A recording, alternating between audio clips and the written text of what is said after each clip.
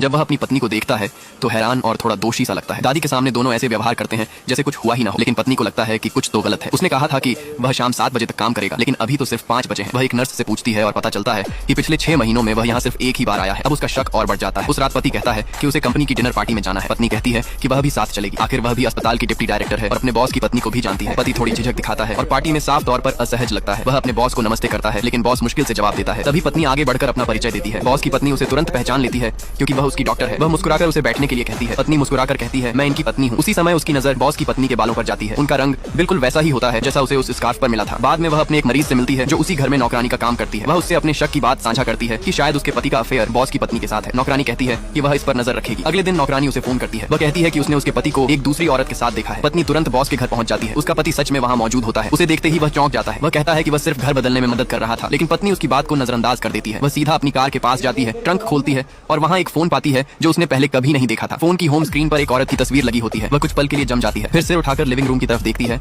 जहाँ उसके बॉस की बेटी बैठी होती है। क्या तस्वीर में दिख रही वही लड़की है?